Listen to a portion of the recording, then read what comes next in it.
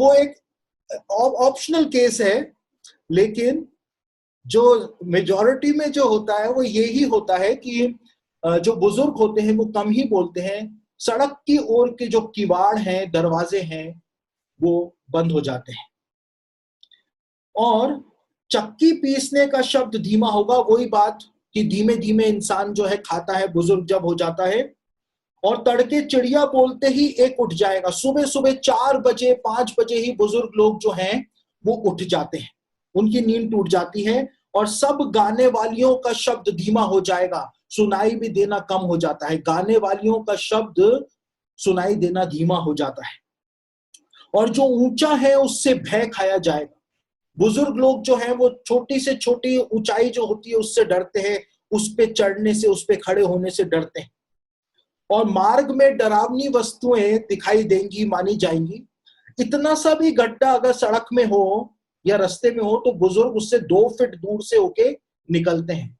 छोटी छोटी चीजें जो हैं वो डरावनी मानी जाती हैं मार्ग में। और बादाम का पेड़ फूलेगा और टिड्डी भी भारी लगेगी। बादाम का पेड़ यानी सर के बाल जो है वो सफेद हो जाते हैं। टिड्डी भी भारी लगेगी, यानी छोटे से छोटा काम बता दो तो वो भी बहुत बड़ा वजनी काम लगेगा। और भूख बढ़ाने वाला फल फिर काम ना देगा। बुजुर्ग जो हो जाते हैं तो उनको कितनी भी दवाइयां खिला लो कि उनको भूख लगे, उनको भूख लगती ही नहीं है। भूख जो है वो उनकी मिटती चली जाती है। और यहां पे लिखा है क्योंकि मनुष्य अपने सदा के घर को जाएगा। सदा के घर को जाएगा। ये जो हमारा घर है जिसमें हम आज रहते हैं, ये हमारा सदा का घर नहीं है।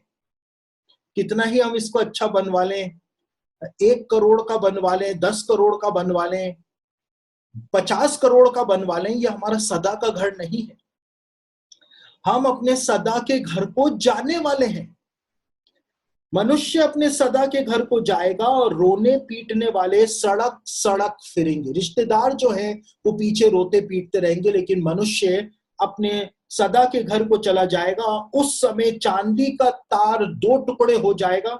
मैंने आपको बताया था हमारी बॉडी और आत्मा के बीच में एक चांदी का तार का लिंक जो है वो पाया जाता है, और मृत्यु के समय वो चांदी के तार का लिंक जो है वो टूट जाता है। और सोने का कटोरा टूटेगा, हमारा शरीर जो है वो टूटेगा। और सोते के पास घड़ा फूटेगा और कुंड के पास रहट टूट जाएगी। जीवन की सांस जो है, जीवन की डोर जो है वो पूरी की पूरी टूट जाएगी। तब मिट्टी ज्यों की त्यों मिट्टी में मिल जाएगी और आत्मा परमेश्वर के पास जिसे उसने दिया है उसके पास ही आत्मा जो है वो लौट जाएगी। बाइबल जो है इस बात को बताती है कि सब कुछ व्यर्थ है, क्योंकि विपत्ति के दिन और वे वर्ष आ जाएंगे। हर इंसान के जीवन के अंदर वो वर्ष आ जाएंगे, चाहे आज आप कितने ही सुंदर हो, कितने ही मजबूत हो, बलिष्ठ हो, लेकिन वो दिन जो है वो हर इंसान के जीवन में आते हैं। कोई भी उन दिनों को आने से रोक नहीं सकता है। इंसान जो है अपने सदा के घर को चला जाता है। मिट्टी तो मिट्टी में मिल जाती है और आत्मा परमेश्वर के पास चली जाती है, अपने सदा के घर को चला जाता है। दूसरा तिमुथियुस उसका 4था अध्याय उसके 6ठे वचन में पौलुस इस बात को कहता है कि मेरे कूच का समय आ पहुंचा है। मेरे कूच का समय, मेरे जाने का समय जो है वो आ पहुंचा है। और आपको जान करके हैरानी होगी कि पौलुस ने ये शब्द जो यहां पर इस्तेमाल किया, कूच, मूल ग्रीक न्यू टेस्टामेंट के अंदर यदि आप इस शब्द को पढ़ें तो ये शब्द जो पौलुस ने यहां पर इस्तेमाल किया, मूल ग्रीक न्यू टेस्टामेंट के अंदर इस शब्द का मतलब होता है कि बंदरगाह से बंधा हुआ एक जहाज लंगर मुक्त होकर के खुले समुद्र के अंदर सुदूर यात्रा के ऊपर निकल गया। यानी लंगर हट गया, लंगर टूट गया। जो जहाज बंदरगाह में खड़ा हुआ है उसका लंगर हटा दिया गया और वो एक लंबी यात्रा पर वो जहाज जो है वो निकल गया। पौलुस के शब्द इस बात का संकेत प्रदान करते हैं कि मरने के बाद इंसान की आत्मा जो है वो एक लंबी यात्रा के ऊपर निकल जाती है। पूरी दुनिया के अंदर जितने भी लोग हैं जो मर करके जिंदा हुए हैं, नियर डेथ एक्सपीरियंसेस जिनको हुए हैं, वो इस बात को बताते हैं कि मरने के बाद वो एक यात्रा के ऊपर निकल गए थे, एक टनल के अंदर से होते हुए उनकी आत्मा जो है वो जा रही थी, और वो टनल के अंदर आगे बढ़ते चले जा रहे थे, बढ़ते चले जा रहे थे, और उनको कुछ भी समझ में नहीं आ रहा था कि उनकी आत्मा जो है वो कहां पर जा रही है। तो जितने भी दुनिया भर के अंदर जो गवाहियां, जो विटनेसेस हमको सुनने को मिलती हैं, वो इस बात को बताती हैं कि मरने के बाद इंसान एक लंबी यात्रा पर निकल जाता है। और पौलुस ने कहा कि मेरे कूच करने का समय आ गया है। कूच करने की बात उसने बोली। दूसरा पत्रस और उसका पहला अध्याय 13, 14 और 15 वचन यदि आप पढ़ें तो पत्रस इस बात को कहता है कि जब तक मैं इस डेरे में हूं, पतरस अपने शरीर को तंबू कहता है, जब तक मैं इस डेरे में हूं तब तक मैं तुमको संभालता रहूंगा, क्योंकि यीशु के वचन के अनुसार मेरे डेरे के गिराए जाने का समय जो है वो निकट आ रहा है। लेकिन पतरस कहता है कि मैं ऐसा प्रबंध करके जाऊंगा, मैं पत्रियां लिख करके जाऊंगा, ताकि मेरे कूच करने के बाद भी वो पत्रियां जो है उसको पढ़ करके तुम प्रभु के बारे में जान सको, समझ सको। पतरस ने भी इस बात को कहा कि मेरे कूच करने का समय निकट आ रहा है। उसके बाद दूसरा कुरिन्थियों उसका 5 अध्याय पहला और दूसरा वचन पढ़े तो वहां पर भी पौलुस इसी बात को कहता है। पौलुस कहता है कि हमारा ये डेरा सरी का घर जो है उसके गिराए जाने का समय निकट आ रहा है। देखिए, ये हमारी बॉडी है, ये हम एक्चुअल पर्सन नहीं है, हम ये नहीं है जो आपको दिख रहे हैं। आप जो मुझको दिख रहे हैं छोटी छोटी विंडोज में, और मैं जो आपको बड़ी विंडो के अंदर दिख रहा हूं, ये हम जो एक दूसरे को देख रहे हैं ये एक्चुअल नहीं है, लेकिन जो इसके अंदर है वो एक्चुअल है, वो एक्चुअल है। हमारी आत्मा जो है वो अनंत है, हमारा शरीर जो है वो अनंत नहीं। हम अपनी आत्मा से पहचाने जाते हैं, अपने शरीर से पहचाने नहीं जाते।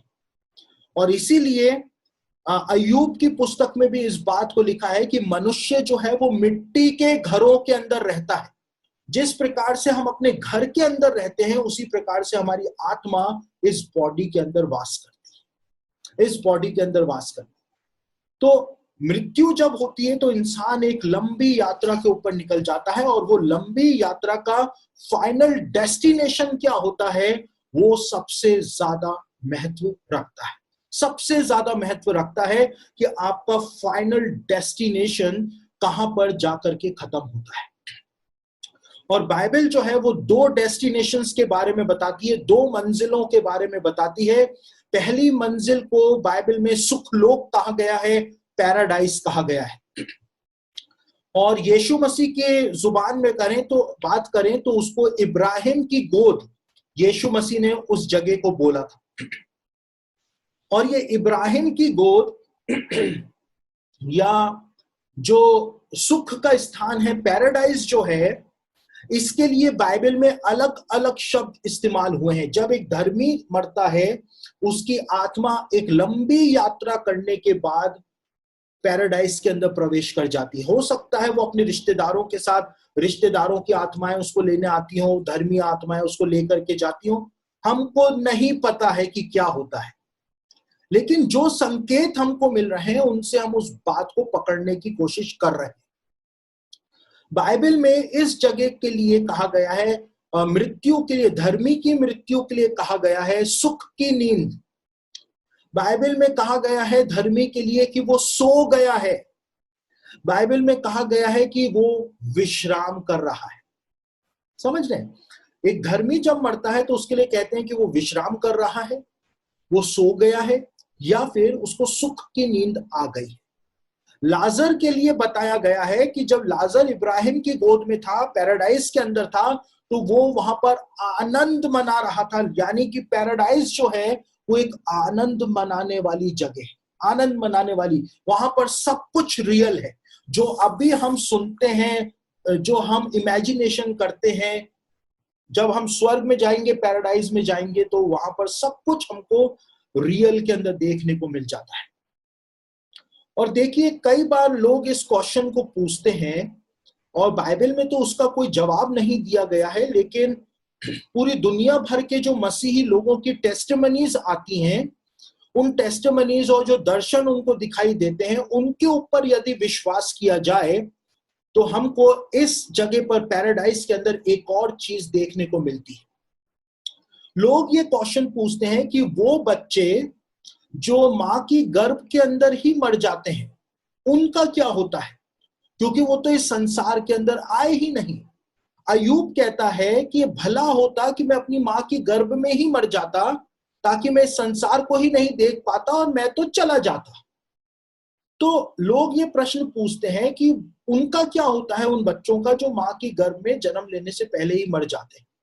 बाइबल में इस बारे में कुछ नहीं बताया गया है, लेकिन प्रभु के बड़े बड़े दासों ने जो दर्शन देखे हैं, जो टेस्टिमनीज हैं, यदि हम मानना चाहें तो अच्छी बात है, नहीं मानना चाहें तो हमारी मर्जी है, लेकिन यदि हम उनकी गवाहियों पर, उनके दर्शनों के ऊपर विश्वास करें, तो प्रभु के दास इस बात को बताते हैं कि वो बच्चे जो गर्भ के अंदर मर जाते हैं, वो स्वर्ग पहुंच जाते हैं, पैराडाइज में पहुंच जाते हैं, और वो वहीं पर ही विकसित होते चले जाते हैं। और जब उसके माता पिता मरने के बाद उस जगह पर जाते हैं, तो वहां पर उनको वो बच्चे, बड़े बच्चे जो गर्भ में मर चुका होता है, वो प्रभु के पास बड़ा हो चुका होता है, और उसको वहां पर उनके हाथ में प्रभु के द्वारा सौंप दिया जाता है। पैराडाइज एक ऐसी जगह है जहां पर कोई भी दुख नहीं है, वहां पर विश्राम ही विश्राम है, विश्राम ही विश्राम है, वहां पर सुख ही सुख है, आराम ही आराम।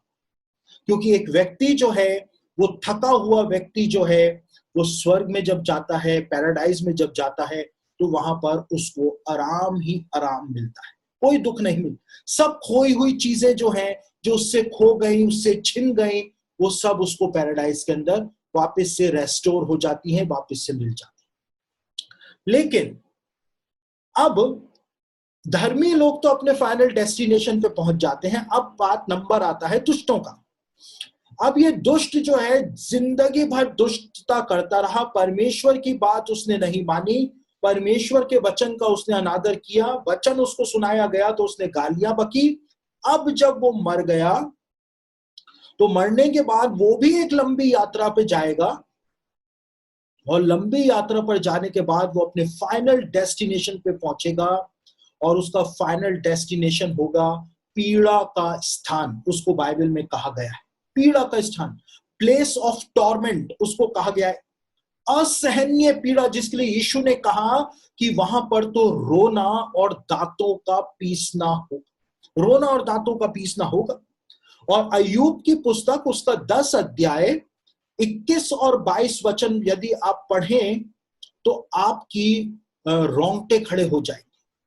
अय्यूब की पुस्तक, उसका 10 अध्याय 21 और 22 वचन में आपके सामने इस समय पढ़ रहा हूं, जहां पर नरक के विषय में एक ऐसी बात अय्यूब के द्वारा बताई गई है जिसको हर एक मसीह को जान लेना, समझ लेना बहुत ही ज्यादा जरूरी है।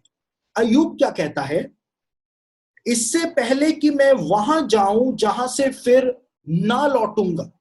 एक बार जाने के बाद कोई वापस नहीं लौट सकता है। जो ये तमाशे करते हैं ना, नाटक करते हैं कि मरे हुए की आत्मा को बुला लिया और ये तंत्र मंत्र कर दिए, मरे हुए की आत्मा आ गई, बातचीत कर ली, ये सब बेकार की बातें। एक बार इंसान चला गया, वो कभी वापस लौट करके नहीं आएगा। इससे पहले कि मैं वहां जाऊं जहां से फिर ना लौटूंगा, अर्थात अंधियारे और घोर अंधकार के देश में, जहां अंधकार ही अंधकार है, और मृत्यु के अंधकार का देश जिसमें सब कुछ गड़बड़ है, और जहां का प्रकाश भी ऐसा है जैसा अंधकार। अय्यूब कहता है कि वो तो एक ऐसी जगह है जहां का प्रकाश, जहां की रोशनी भी ऐसी रोशनी है जैसे कि अंधकार। वहां पर तो अंधकार ही अंधकार है। और अय्यूब की पुस्तक के ही 18 अध्याय उसके 14वें वचन के अंदर इस बात को बताया हुआ है कि दुष्टों का शरीर जो है वो उनसे छीन लिया जाता है, यानी कि उनकी मृत्यु हो जाती है। और दुष्टों का शरीर छीनने के बाद उनको भयानकता के राजा के पास पहुंचाया जाता है, भयानकता के राजा के पास पहुंचाया जाता है। आज चाहे परमेश्वर के वचन का कितना ही अनादर कर लिया जाए, परमेश्वर कुछ भी नहीं बोलेगा।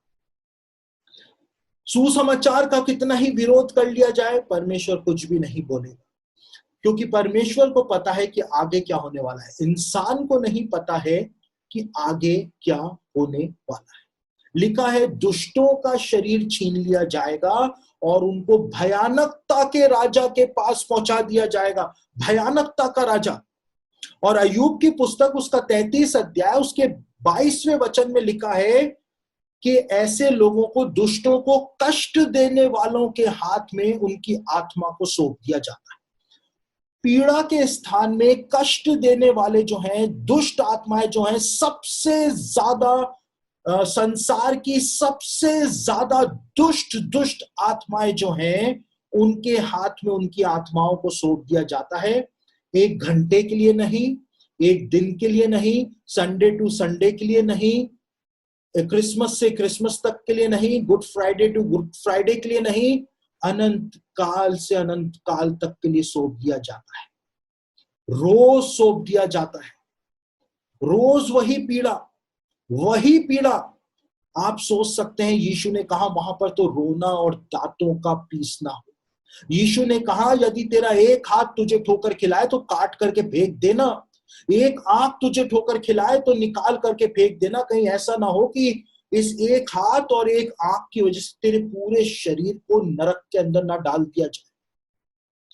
कष्ट देने वालों के हाथ में सौंप दिया जाता है। और ये बात सिर्फ अय्यूब ने नहीं, लेकिन हमारे उद्धारकर्ता के द्वारा भी बताई गई थी। मत्ती रचित सुसमाचार उसका 18 अध्याय उसके 34वें वचन के अंदर यीशु ने भी इसी सत्य को अपने लोगों के सामने जाहिर किया था। और देखिए, पैराडाइज जो है वो तो एक बहुत अच्छी जगह है। वहां पे लाइट है, वहां पर धर्मी लोग हैं, वहां पे पवित्र आत्मा की प्रेजेंस है, परमेश्वर की प्रेजेंस है। लेकिन ये पीड़ा का स्थान जो है, इसके लिए यीशु मसीह ने नए नियम के अंदर एक शब्द का इस्तेमाल किया और वो शब्द था गहना। और गहना शब्द का इस्तेमाल यीशु ने जो किया, यरूशलेम के अंदर जो हिन्नोम की तराई पाई जाती थी प्राचीन समय में, उस हिन्नोम की तराई को गहना कहा जाता था। और गहना के अंदर आग ही आग, मतलब हिन्नोम की तराई जो थी वहां पर आग हमेशा जलती रहती थी। और क्यों जलती रहती थी? क्योंकि पूरे शहर का, पूरे यरूशलेम शहर का कूड़ा हिन्नोम की तराई के अंदर फेंका जाता था। जानवरों की लाशें वहां पर फेंकी जाती थी और जो अपराधी होते थे उनकी लाशें भी हिन्नोम की तराई के अंदर जलाई जाती थी। और इतना रोज कचरा वहां पर जलाया जाता था, तो 24 घंटे 7 दिन वहां पर आग जो है वो जलती रहती थी। और रात के समय, क्योंकि यहूदी लोग कुत्तों को शहरों के अंदर, घरों के अंदर नहीं रखते थे। यहूदी लोगों का ऐसा मान्यता रही थी प्राचीन समय में कि कुत्ते जो है वो मौत को रास्ता दिखाते हैं रो रो करके। इसलिए यहूदी लोग कुत्तों को ना तो अपने शहरों में रखते थे और ना ही अपने घर के अंदर रखते थे। इसलिए हिन्नोम की तराई की तरफ सारे कुत्ते, शहर भर के कुत्ते जो हैं वो हिन्नोम की तराई के अंदर रहा करते थे। और रात के समय कुत्ते जो हैं वो हिन्नोम की तराई के अंदर रोया करते थे। और जब हवा चलती थी और हवा के साथ जब हिन्नोम की तराई से झोंका आता था यरूशलेम की तरफ, तो सड़ी हुई बदबू जो होती थी वो हिन्नोम की तराई से यरूशलेम में आती थी। तो इसलिए जब यीशु ने गहना शब्द का इस्तेमाल किया, तो जो यीशु के सुनने वाले थे वो तुरंत समझ गए कि यीशु पीड़ा के स्थान के बारे में जब बता रहा है, यानी यीशु उसकी तुलना हिन्नोम की तराई से कर रहा है। जैसे हिन्नोम की तराई में बदबू आती थी, हिन्नोम की तराई में आग जलती रहती थी, हिन्नोम की तराई में कुत्ते रोते रहते थे, रोने की आवाजें आती रहती थी, वही वर्णन यीशु ने पीड़ा के स्थान का अपने चेलों को दिया था, वही वर्णन दिया था। यानी कि पीड़ा का स्थान जो है वहां पर रोने का, विलाप करने का आवाज ही आवाज जो है वो आती रहती है।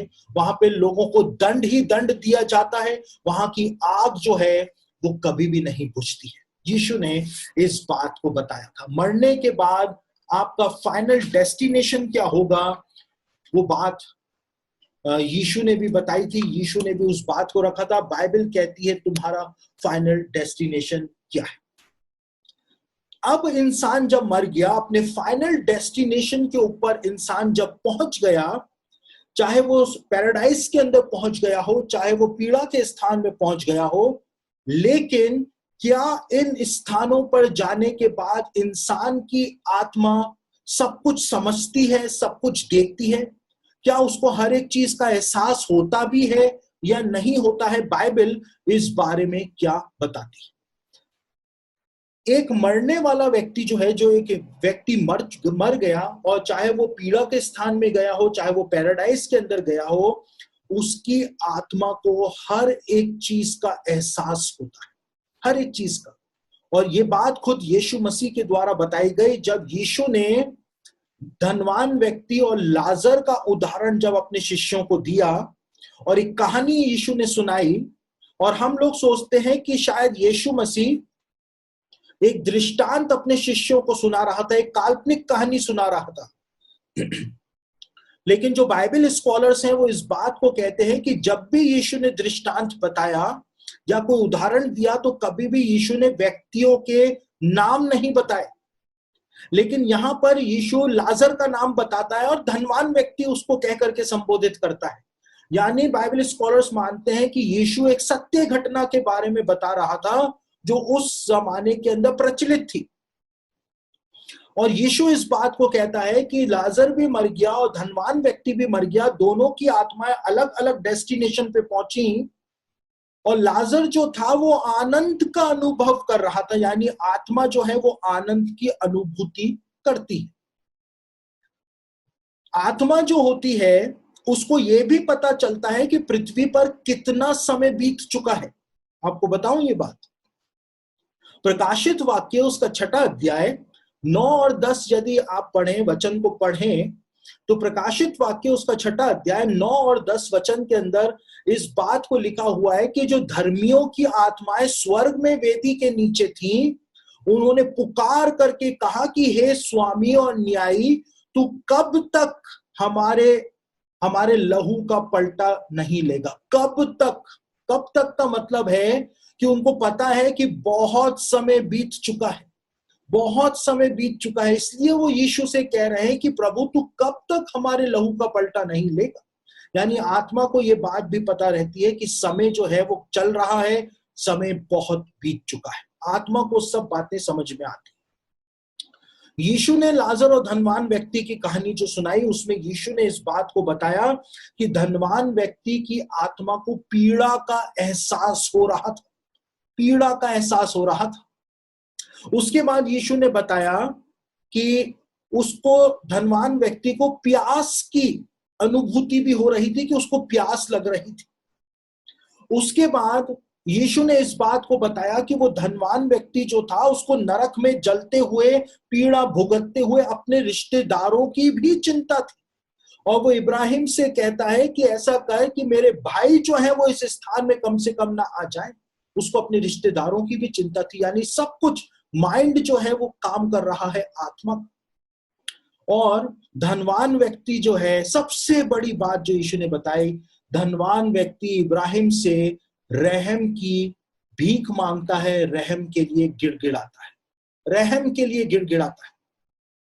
नरक के अंदर जो लोग हैं, पीड़ा के अंदर जो लोग आज हैं, वो निरंतर परमेश्वर के सामने गिड़गिड़ा रहे हैं कि परमेश्वर उनको माफ कर दे, एक बार पश्चाताप करने का मौका दे दे, लेकिन कोई भी मौका उनके लिए नहीं, कोई भी मौका नहीं। और इसीलिए देखिए, आज तो वो लोग परमेश्वर के सामने गिड़गिड़ा रहे हैं, पीड़ा के स्थान में गिड़गिड़ा रहे हैं, लेकिन जब वो जिंदा थे तब परमेश्वर उनसे विनती और निवेदन कर रहा था। आपको पता है, परमेश्वर उनसे विनती और निवेदन कर रहा था। 2 कुरिन्थियों उसका 5वां अध्याय उसके 20वें वचन में इस बात को पौलुस ने बताया है कि हम परमेश्वर के राजदूत हैं और परमेश्वर हमारे द्वारा विनती करता है, हम निवेदन करते हैं कि परमेश्वर से मेल मिलाप कर लो। आज सर्वशक्तिमान सृजनहार जो है वो इंसान से विनती कर रहा है कि मेरे साथ मेल मिलाप कर लो, लेकिन इंसान परमेश्वर को तुच्छ जानता है, परमेश्वर के सुसमाचार के ऊपर लात मारता है। आज वो सोचता है कि मैं जिंदा हूं, यानी कि सब कुछ सही है और कभी भी कुछ नहीं बिगड़ सकता है। ये सब बेकार की बातें हैं, आत्मिक बातें, और यीशु मसीह वापस आने वाला है, न्याय का दिन आएगा, ये सब बेकार की बातें हैं ऐसा लगता है। देखिए, कई सारे मसीही लोग कहते हैं कि यीशु मसीह वापस नहीं आएगा। उनको लगता ही नहीं है कि यीशु मसीह वापस आ सकता है। तो मसीहों को तो ये भी नहीं लगता है कि एक दिन वो मर जाएंगे। किसी भी इंसान को तो ये भी नहीं लगता है कि कोई मर सकता है। सबको लगता है नहीं, मैं हमेशा जिंदा रहूंगा। लेकिन अचानक से ही छुट्टी हो जाती है, टिकट कट जाता है। अब कहाँ का टिकट कटता है वो अलग बात है, लेकिन टिकट तो हर का कट जाता है, चाहे कोई भी हो, सबका टिकट कट जाता है। तो इंसान को तो ये भी नहीं लगता है कि वो कभी मरेगा, लेकिन वो मर जाता है, मृत्यु आ जाती है। तो यीशु मसीह भी आएगा, न्याय का दिन भी आएगा, लेकिन न्याय के दिन से पहले, यीशु के आने से पहले, परमेश्वर के राज्य की स्थापना होने से पहले, यदि हमारी मृत्यु हो गई और यदि हम पीड़ा के स्थान पे पहुंच गए, तो फिर बहुत मुश्किल हो जाने वाली।